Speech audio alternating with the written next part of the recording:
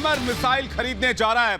Rafale में इन मिसाइलों को लगाया जाएगा। दरअसल ये मिसाइल फ्रांस ने अपने लिए बनाए थे, लेकिन अब फ्रांस ये भारत को देने जा रहा है। भारत हैमर मिसाइल खरीदेगा जो राफाल में लगाई जाएंगी। सबसे बड़ी बात यह कि ये एयर टू ग्राउंड मिसाइल है। 60 से 70 किलोमीटर तक ये जो इनका लक्ष्य होगा उनको निशाना बना सकता है। अचूक मिसाइलें मानी जाती है और राफेल का ब्रह्मास्त्र भी इन्हें कहा जाता है। तो राफाल में अब ब्रह्मास्त्र लगाने की तैयारी है। बता दें आपको बड़ी खबर, हैमर मिसाइल अब खरीदने जा रहा है भारत, जो राफाल में लगाई जाएंगी और इसी हफ्ते राफाल की पहली खेप भी आने वाली है।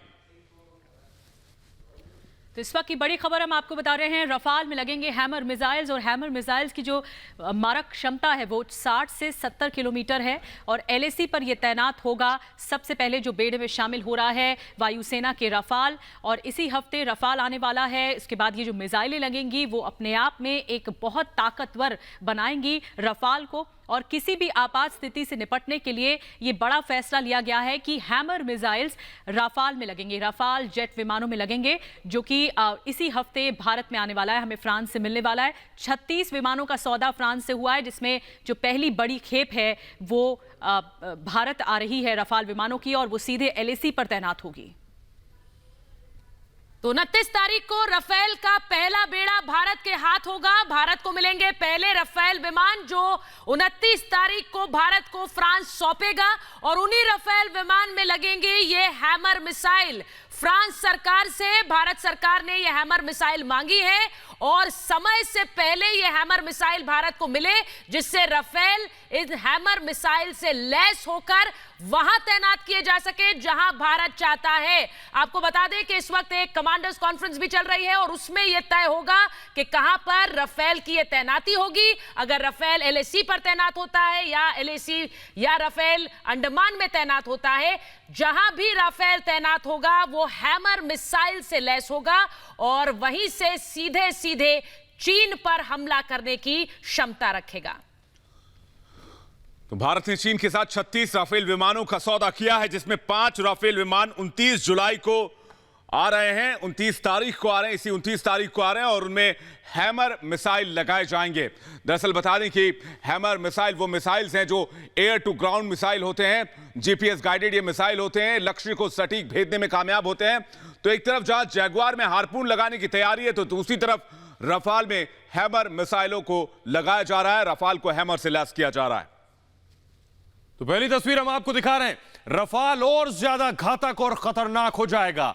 रफाल, जिसे आसमान का बादशाह और शहंशाह माना जाता है, उसमें जब हैमर मिसाइल लगेगी जो 60 से 70 किलोमीटर दूर तक मारक क्षमता रखती है, वो दुश्मन के परखच्चे उड़ा देगी। पहली तस्वीर जो हम आपको दिखा रहे हैं उसे देखकर आप बखूबी अंदाजा लगा सकते हैं, जब ये हैमर मिसाइल के साथ रफाल लैस होगा और सीधे एलओसी से एलएसी तक आसमान में गर्जना करेगा, दहाड़ेगा, तो दुश्मन भी कांप उठेगा। दूसरी तस्वीर हम आपको दिखा रहे हैं जैगुआर की, जिसमें हार्पून मिसाइल लगी होगी, और यह बता रहा है कि भारत की वायु शक्ति कितनी ज्यादा बढ़ने वाली है, और दुश्मन को इसी बात की परेशानी सबसे ज्यादा है।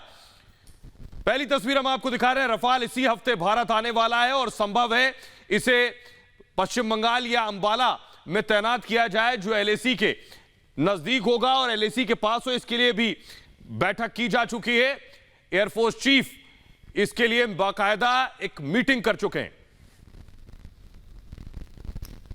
और चीन को किसी भी मुगालते में नहीं रहना चाहिए। भारत ने अब अपनी परमाणु रणनीति चीन पर फोकस कर दी है। भारत जरूरत पड़ने पर बीजिंग के परखच्चे उड़ा सकता है। अब चीन की खैर नहीं, नए भारत का नया निशाना, मुश्किल होगा बीजिंग बचाना। परमाणु निशाने पर बीजिंग,